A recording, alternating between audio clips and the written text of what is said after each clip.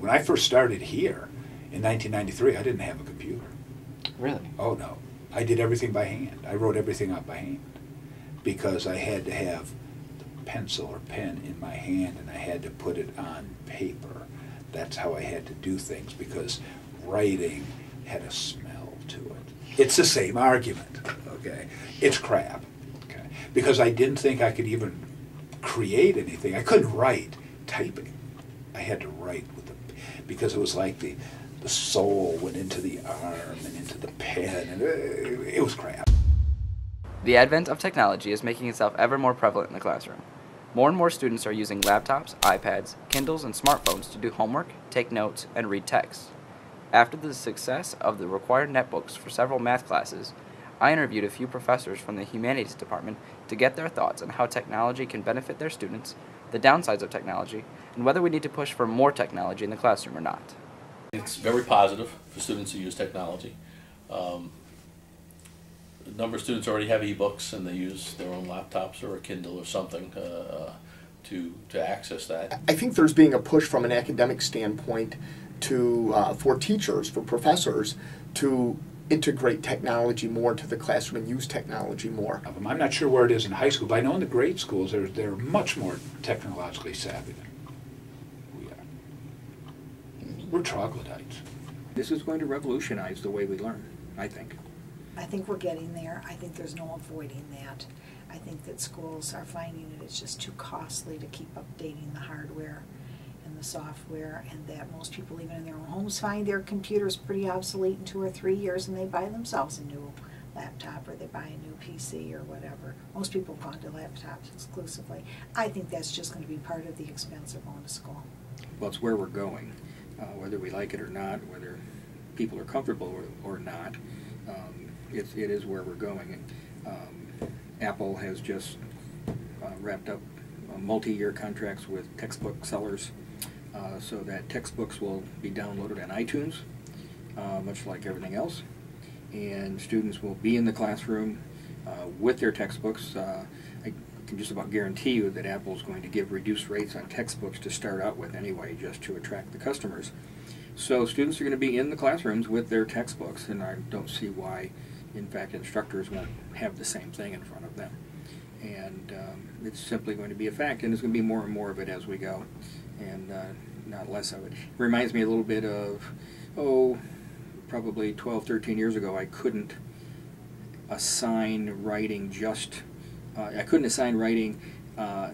that somebody would send to me in an email or something like that on a computer because I couldn't be sure that everybody had a computer. Right now, I couldn't say everybody has to bring in a textbook on some sort of reader because I'm not sure everybody has one. But 5 years from now, I'll be able to say that, and there won't be any protest. The students are coming armed with most of this technology anyway. So many of the technologies the students use when giving a presentation, I don't have to teach in class. They already know. I have to teach how to do a slideshow. They know how to do that. They've been doing that for years. So the students come prepared with that. So we as faculty need to know our audience and should be versed in that. It's going to impact people who are in the 3rd and 4th grade who are much more savvy about this kind of stuff. I mean, my wife teaches 4th grade. They all have e-readers. They're all doing stuff. They're writing with the stuff. She uses Blackboard, and whiteboards, and they all, as I said, they have e-readers for the classroom, so they're reading all this stuff. The problem is, if we don't have that when they get here, and we want to consider ourselves to be leaders and we're educating for the future, that's a joke because they're going to be more adept at it than we are.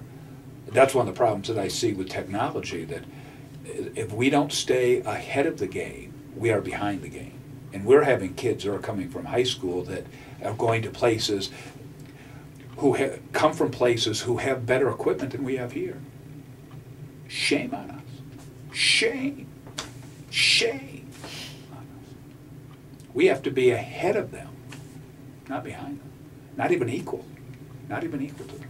Yeah, it's what they grew up on. And there's going to be the push that the younger kids are going to demand of this school that we provide certain technology avenues for them to learning. And I don't know what's going to happen. There sometimes are political and community pushes to keep two-year colleges sort of in blue-collar arenas, teaching manufacturing skills and welding and things like that. And unfortunately, some of the like the humanities courses and drama and music and things like that, and using technology, because technology is expensive, is ignored or certainly downplayed. Because in part, we have a lot of people running some of these colleges who are older, and they don't understand the technology. It doesn't mean that if you're older you can't understand it. It means they haven't kept up with it and they don't understand it. And they don't understand it in the classroom. And how it can be used in the classroom. And a lot of faculty are guilty of that as well. They have not wanted to put in the time. My vision is that for every student to have a laptop computer when they start. We're seeing the peripheral things that are coming from the math redesign, where students have a netbook computer, they're using it for other classes, using it to access the internet quite a bit. And it seems to work for quite a few students, having that access. The research process is, like a lot of other things, faster, more convenient, greater access to a number of sources. So it's really all upswing. I can't think of any real, downside to doing this stuff. I've had people who have brought in their books in an e-reader format.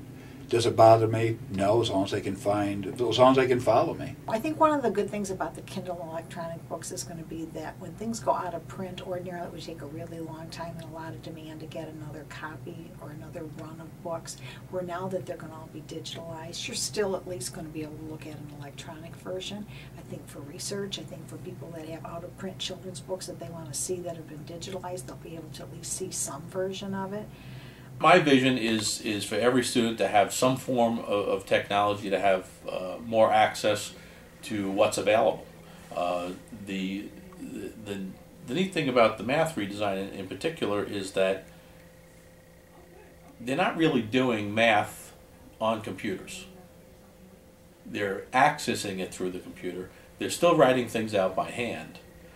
But the advantage of the technology of the computer and the system is that when they do an assessment, a test or a quiz, the computer and the system can automatically give them problems on the things they got wrong, customize a work plan for them. You can't do that manually in a classroom. There isn't enough time to sort it out for each individual student to get it done.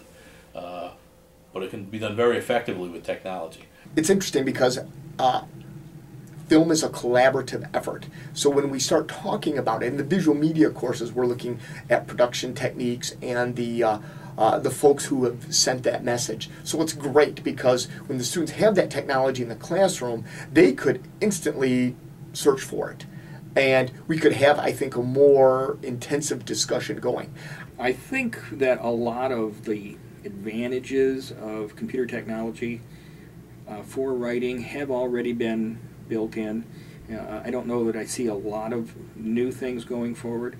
Some of the things that have been built in is the quick, convenient ways that we can revise and edit, move text around, manipulate text, move entire paragraphs around, highlight things.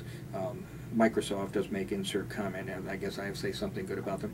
And you can actually, make comments, and you can have group comments, and all kinds of things going on, and in the manipulation of text, and that's been pretty helpful.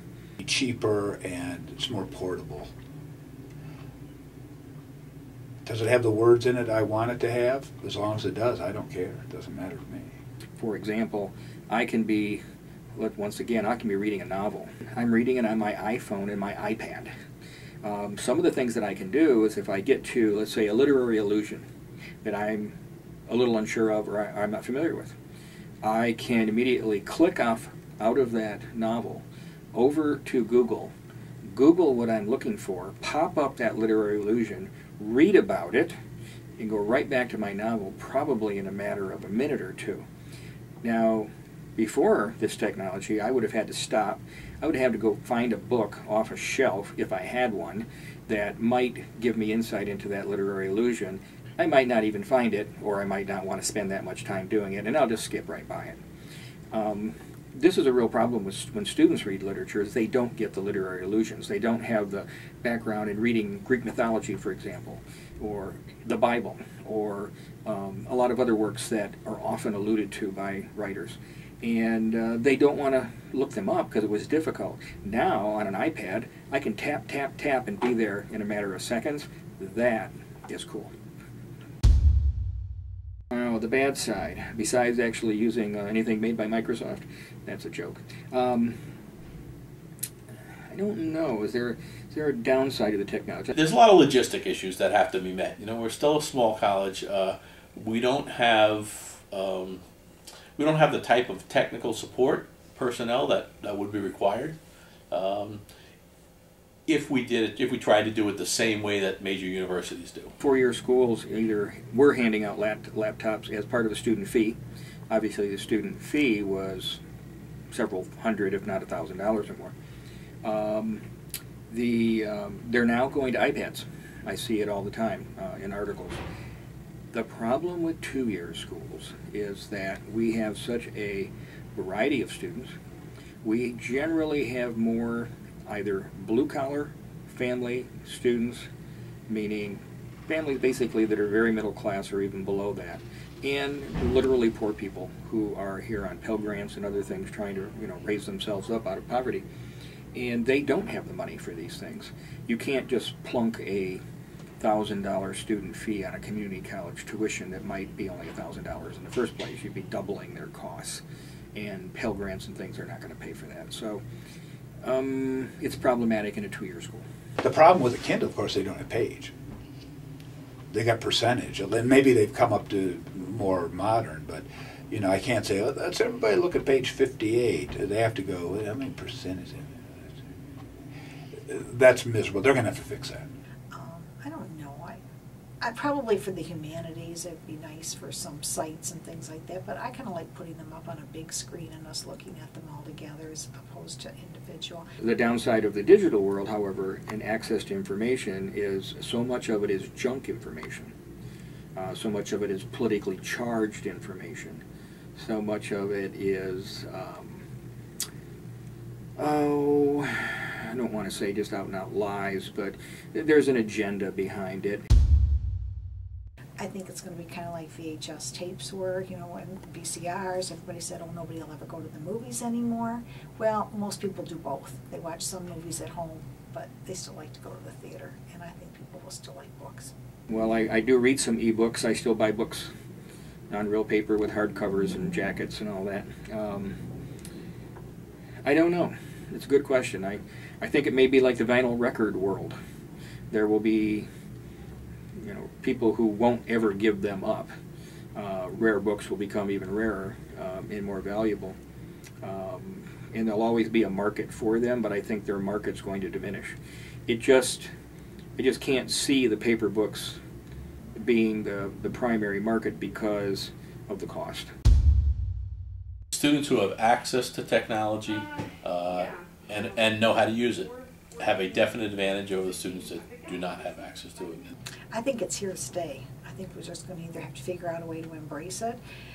But I hope it's not going to bring the death of books.